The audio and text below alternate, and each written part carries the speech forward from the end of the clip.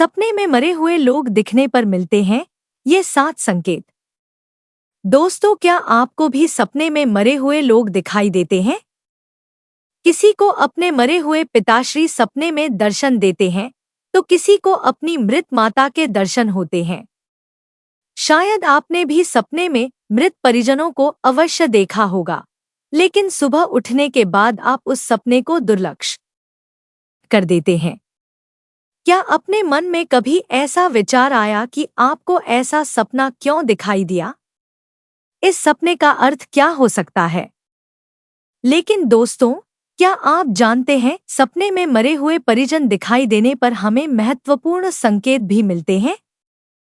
सपने में मृत परिजन दिखाई देना कोई आम बात नहीं है। इसके पीछे गहरा रहस्य छिपा हुआ है, जिनका वर्णन हमारे पुराणों में किया गया है। आज हम आपको उन्हीं महत्वपूर्ण संकेतों के विषय में बताने जा रहे हैं। इसीलिए आप इस वीडियो को पूरा जरूर देखिए, क्योंकि आधा अधूरा ज्ञान घातक हो सकता है। आज की इस प्रस्तुति में हम आपको पितरों के विषय में सबसे अधिक सुनी जाने वाली एक ऐसी महान कथा सुनाने जा रहे हैं। इस कथा के माध्यम से आपको समझ में आ जाएगा कि सपने में मरे हुए लोग देखने का क्या अर्थ होता है। अगर सपने में मरे हुए लोग दिखाई देते हैं, तो हमें बहुत ही महत्वपूर्ण संकेत मिलते हैं। दोस्तों, कथा को शुरू करने से पहले आप सभी से रिक्वेस्ट है कि आप इस वीडियो को लाइक जरूर करें और कमेंट में जय श्री कृष्ण अवश्य लिखें। तो चलिए आपको सुनाते हैं वह प्राचीन महान कथा। इस कथा को सुनने मात्र से ही पितरों की कृपा प्राप्त होती है। आइए सुनते हैं वह कथा। दोस्तों, एक बार देवर्षि नारद यमराज से मिलने के लिए यमलोक जाते हैं। यमराज देवर्षि नारद का बड़े प्रेम से आदर एवं सत्कार करते हैं और उन्हें प्रणाम करते हुए पूछने लगते हैं, हे देवर्ष, यमपुरी में आपका स्वागत है। आपके दर्शन से आज मैं धन्य हुआ और आपके चरण पड़ने से यमपुरी की शोभा बढ़ गई है। इस प्रकार से यमराज के द्वारा स्वागत किए जाने पर देवर्षि नारद प्रसन्न होते हैं और यमराज को भी प्रणाम करते हैं और कहते हैं, हे मृत्यु के देवता यमराज, आपको भी मेरा प्रणाम है। आपके आदर सत्कार से हम अत्यंत प्रसन्न हुए। फिर यमराज नारद जी से कहते हैं, हे देवर्षि, आज आपका यमलोक में आने का क्या प्रयोजन है? अवश्य ही कोई महत्वपूर्ण कार्य अथवा कोई महत्वपूर्ण समाचार लेकर आप आए होंगे, या फिर हमसे कोई भूल तो नहीं हुई है? कृपया बताइए, मैं आपकी क्या सेवा कर सकता हूँ? तब देवर्षि नारद कहते हैं, हे धर्मराज, आप तो मृत्यु के तथा न्याय के देवता हैं।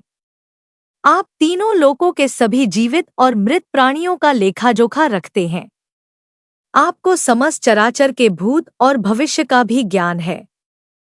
इसीलिए मैं आपके पास कुछ शंका लेकर आया हूँ, जिसे दूर करने की कृपा करें। फिर यमराज कहते हैं, हे देवर्षि, आप सत्य कहते हो।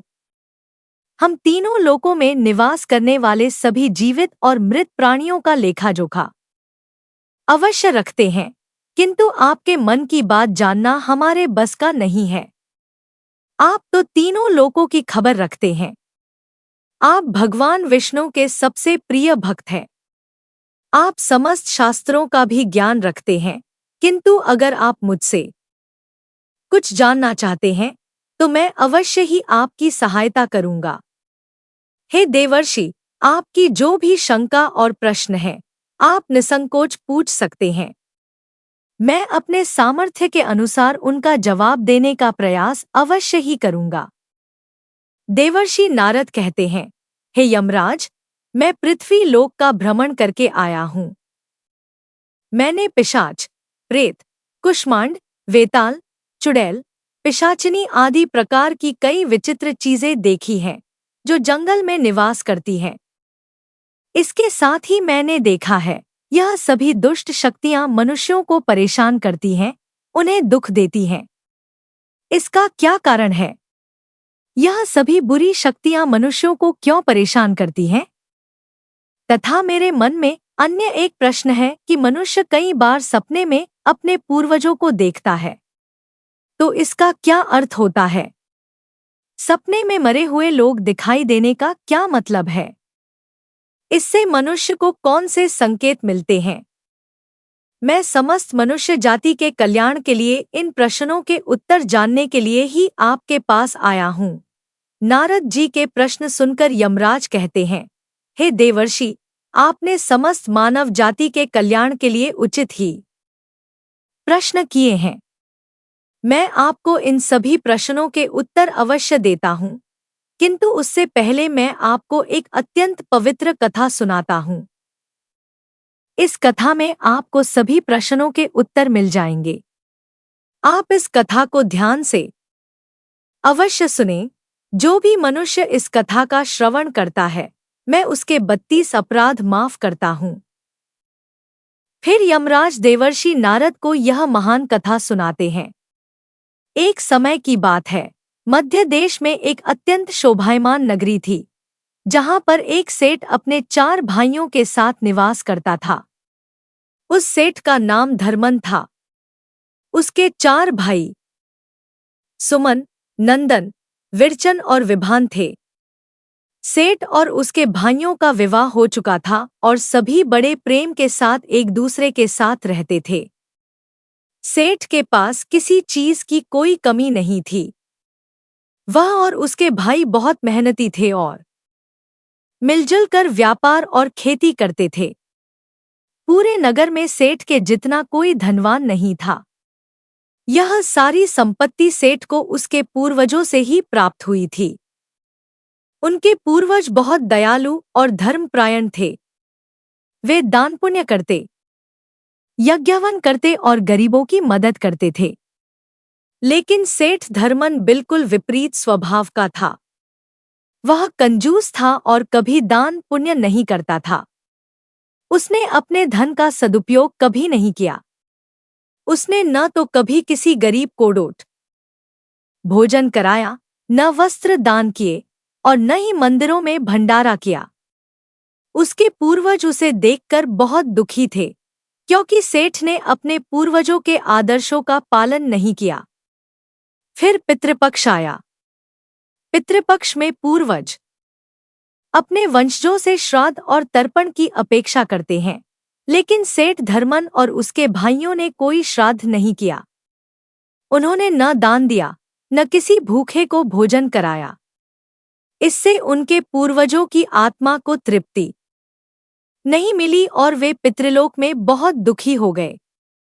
एक दिन पूर्वजों ने आपस में विचार किया, हमारा दुर्भाग्य है कि हमारे कुल में ऐसे स्वार्थी और लालची पुत्रों का जन्म हुआ है, जो न तो श्राद्ध करते हैं और न ही धर्म कर्म में विश्वास रखते हैं। उनके कुकर्मों के कारण हमारा पतन हो रहा है। हमें यमराज के पास जाकर इस समस्या का समाधान पूछना चाहिए। तब वे सभी पितृगण यमलोक पहुंचे और यमराज से बोले, हे धर्मराज, हमारे पुत्र न तो श्राद्ध करते हैं, न तर्पण। उनके इस अशुभ आचरण से हम अत्यंत दुखी हैं। कृपया हमें अपने पुत्रों से मिलने की अनुमति दें, ताकि हम उन्हें सही मार्ग पर ला सकें।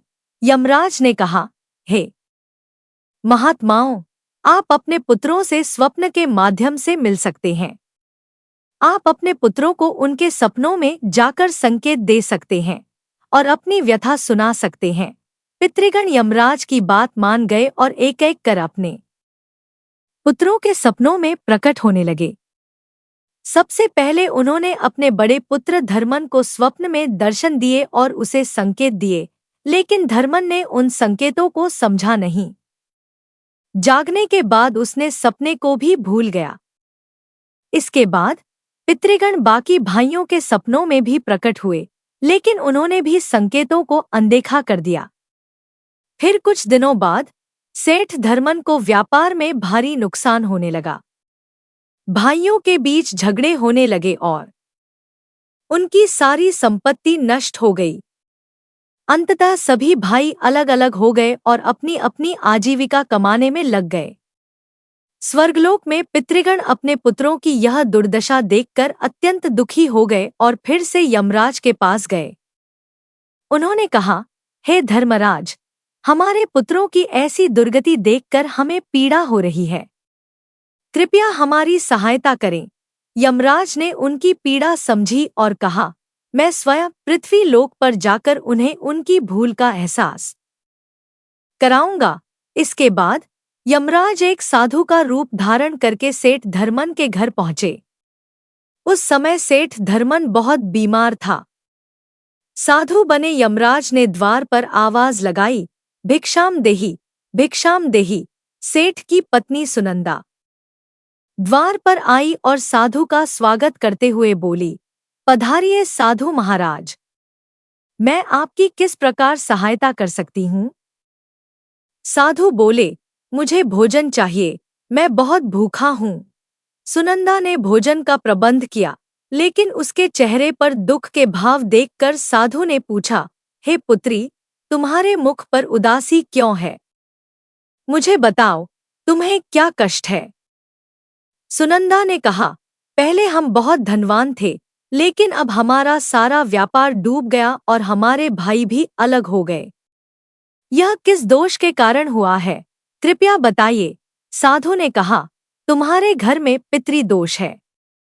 तुम्हारे पति और उनके भाइयों ने अपने पूर्वजों का श्राद्ध और तर्पण नहीं किया, जिससे उनके पूर्वज रुष्ट हो गए हैं।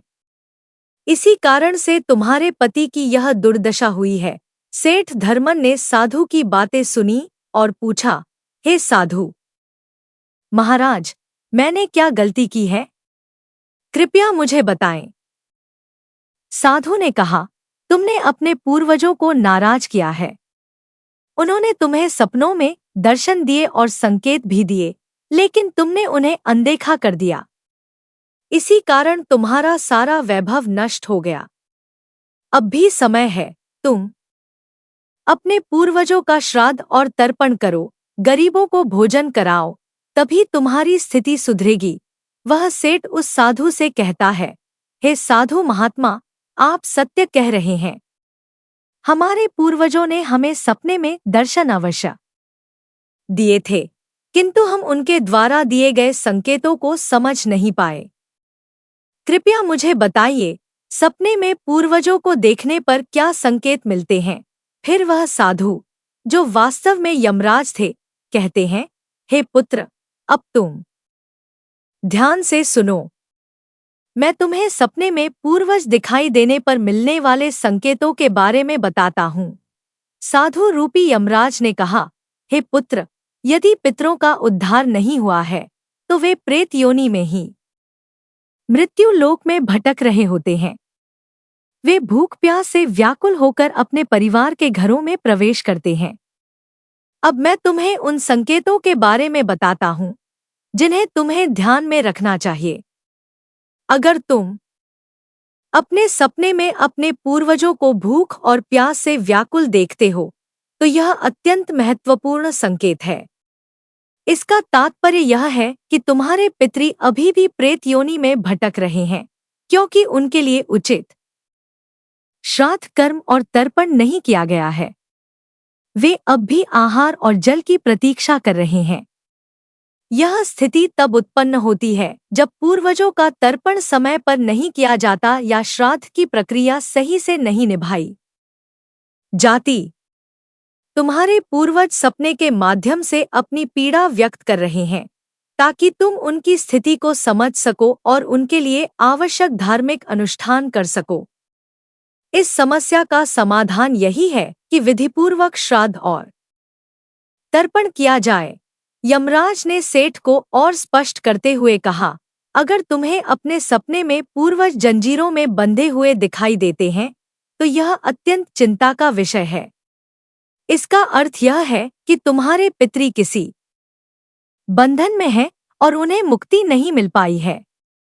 यह स्थिति तब होती है जब उनके श्राद्ध और तर्पण ठीक से नहीं किए जाते या अधूरे रह जाते हैं। अगर पूर्वज सपने में मैले और फटे पुराने वस्त्र पहने हुए दिखाई दें, तो यह अशुभ संकेत है। यह इस बात का प्रतीक है कि वे प्रेत योनि में भटक रहे हैं और उनकी आत्मा को शांति नहीं मिल पा रही है। ऐसे सपने आने पर तुरंत पिंडदान और तर्पण करना आवश्यक हो जाता है। अगर सपने में पूर्वज तुमसे कुछ मांगते हुए दिखाई दे, तो इसका अर्थ यह है कि उनकी कोई अधूरी इच्छा रह गई है। उनके जीवन काल की कोई अभिलाषा अधूरी है, जिससे उनकी मुक्ति में बाधा हो रही है। ऐसी स्थिति में उस वस्तु या उससे संबंधित कुछ दान करना चाहिए, ताकि उनकी आत्मा को शांति मिल सके। यमराज ने सेठ को आगे समझाते हुए कहा, अगर सपने में तुम्हारे पूर्वज तुम्हारे सिर पर हाथ फेरते हैं, तो यह अत्यंत शुभ संकेत होता है। इसका अर्थ है कि वे तुमसे प्रसन्न हैं और तुम्हें आशीर्वाद दे रहे हैं। ऐसे सपने जीवन में अच्छे बदलाव का संकेत देते हैं। यदि सपने में पूर्वज स्वस्थ और प्रसन्न दिखाई दें, तो यह इस बात का प्रतीक है कि उन्हें मुक्ति मिल चुकी है और वे संतुष्ट हैं। यदि सपने में पूर्वज तुम्हारी ओर हाथ बढ़ाते हैं, तो यह संकेत है कि वे तुम्हारे प्रयासों से प्रसन्न हैं और तुम्हें सफलता का आशीर्वाद दे रहे हैं। यमराज ने चेतावनी देते हुए कहा, अगर सपने में पूर्वज क्रोधित दिखाई दें, तो इसका अर्थ यह है कि वे तुमसे नाराज हैं। यह संकेत है कि तुम कोई गलत काम कर रहे हो जो उन्हें पसंद नहीं है। तुम्हें तुरंत उस काम को छोड़कर सही मार्ग पर चलना चाहिए। यदि सपने में वे रोते हुए दिखाई दें, तो यह अत्यंत अशुभ संकेत है और इसका तात्पर्य है कि जीवन में कोई बड़ा संकट आने वाला है। अंत में यमराज ने कहा, यदि सपने में तुम्हारे पूर्वज प्रसन्न और तेजस्वी दिखें, तो यह अत्यंत शुभ संकेत है। इसका अर्थ है कि उन्होंने मुक्ति प्राप्त कर ली है और वे तुमसे प्रसन्न हैं। अगर वे आशीर्वाद देते दिखाई दें, तो यह इस बात का प्रतीक है कि तुम्हारे जीवन में सुख और समृद्धि आने वाली है। साधु रूपी यमराज की बातें सुनकर सेठ को अपनी गलतियों का एहसास हुआ। उसने तुरंत अपने भाइयों को बुलाया और उन्हें यह सब बताया। इसके बाद सभी भाइयों ने मिलकर श्राद्ध, तर्पण और दान का आयोजन किया। कुछ दिनों बाद उनके पूर्वजों ने सपने में आकर उन्हें आशीर्वाद दिया। उनके आशीर्वाद से भाइयों का जीवन खुशहाल हो गया, उनके सारे कष्ट समाप्त हो गए और वे फिर से एकजुट होकर रहने लगे। तो दोस्तों, इस कथा से हमें यह सीख मिलती है कि पितरों का सम्मान और श्राद्ध अवश्य करना चाहिए। पितरों की कृपा से ही जीवन में सुख शांति और समृद्धि आती है। अगर आपको यह कथा पसंद आई हो, तो कृपया लाइक करें और कमेंट में जय श्री कृष्ण लिखें। हमारे चैनल को सब्सक्राइब करें, ताकि हम आपके लिए ऐसी ही महत्वपूर्ण जानकारियां लाते रहें। धन्यवाद।